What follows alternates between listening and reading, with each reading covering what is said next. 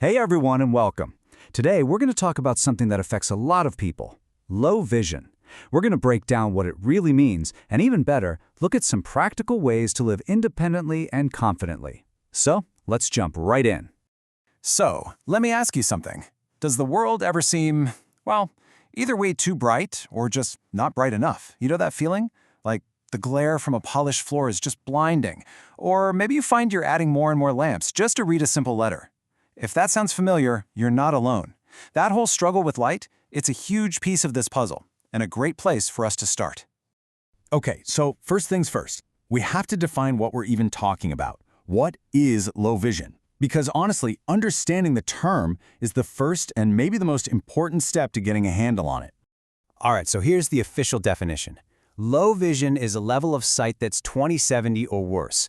But here's the key part, the part that really matters. It can't be fully corrected with your standard stuff, glasses, contacts, medication, or even surgery. That's the big distinction. It means even with the best possible correction, there's still a vision impairment that changes how you navigate your day. And where does it come from? Well, a lot of the time it's linked to really common eye conditions, things you've probably heard of, like age-related macular degeneration, or AMD, cataracts, diabetic retinopathy, and glaucoma. Basically, these conditions can cause damage that, like we said, regular glasses just can't fix. Now, I really want you to hear this because it's so important. Low vision is not blindness. Not at all. It's a huge spectrum. A much better way to think about it is as a shift. It's not about what's lost. It's about learning a new way of seeing, a new way of interacting with the world. It just means you need some new tools and new strategies in your toolbox. Okay, let's zero in on one of the biggest headaches for anyone with low vision, glare. Oh man, it can be so frustrating, right? But here's the good news. This is a problem you can absolutely do something about. I love this way of thinking about it. Glare is basically visual noise. Like static on an old radio. All those reflections off shiny surfaces and those bright, uncovered light bulbs, they create a visual static that just drowns everything out. So the goal is to become the sound engineer for your eyes. You want to turn down that static and turn up the clarity.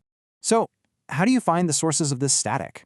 Easy. You can do a little glare audit in your own room right now. Seriously, go sit in your favorite chair. Now just look around. What's shiny? That polished floor, the glass coffee table, your computer screen? Check. Now, where's the light coming from? Is there a bare bulb in a lamp? A window that's just blasting light right into your eyes? Just spotting these culprits is a huge first step.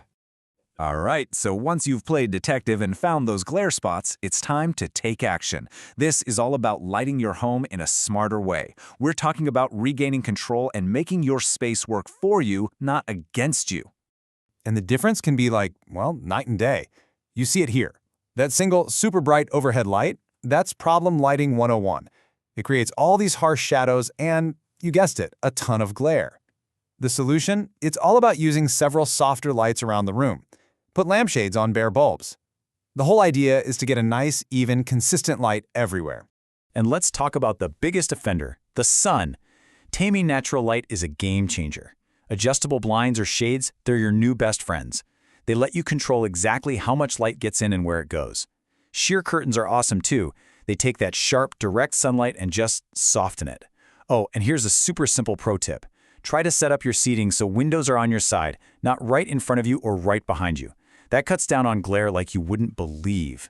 And the same idea works for your lamps and light bulbs inside. If you're doing something specific, like reading or chopping veggies, use what's called task lighting. A gooseneck lamp is perfect for this. You can point the light exactly where you need it. And here's a cheap, easy hack. Stick some of those little battery-powered tap lights inside your closets or kitchen cabinets. Seriously, it's a tiny change that makes finding things so much easier. Okay, so lighting is huge, but it's not the only thing. There is a whole world of awesome tools out there designed to make life easier. And that's what we're diving into next, how to build your own personal toolkit. And again, let's get the mindset right. These things aren't crutches. They're not a sign of weakness. No way. They are tools for independence. Think about it. A chef uses a sharp knife. A mechanic uses a wrench. These are just the right tools for the job. So what are we talking about here? Generally, these tools fall into two main buckets. You've got your optical aids, that's stuff like handheld magnifiers for reading the tiny print on a medicine bottle, or even small telescopes to help see a street sign from across the road. And then you've got electronic aids. This is where things get cool. Video magnifiers that blow up text on a screen, or software that reads your computer screen out loud to you. But you know what? It's not all about the fancy gadgets. Some of the most helpful tools are super simple. We're talking about non-optical aids, things like just getting large print books or playing cards, or finding a clock with big, bold, high-contrast numbers. You can get talking scales, talking thermometers. Even just switching to a thick, bold pen for writing your shopping list can make a huge difference. Okay, so we've defined the problem. We've talked about controlling your environment, and we've looked at the tools you can use. So what does this all mean? Where does this leave us? It leads to a much brighter outlook. It's about seeing a clear path forward.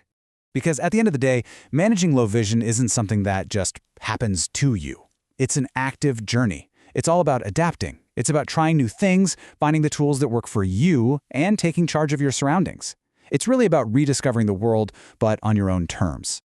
And I want you to remember this quote, because it really hits the nail on the head. Independence isn't about never needing help. Real independence is having the confidence to find and use the right tools to live exactly the way you want to live. So, I'll leave you with one final thought, a question to take with you. After everything we've talked about, what's one small thing, one simple change you could make, maybe even today, to make your world just a little bit brighter?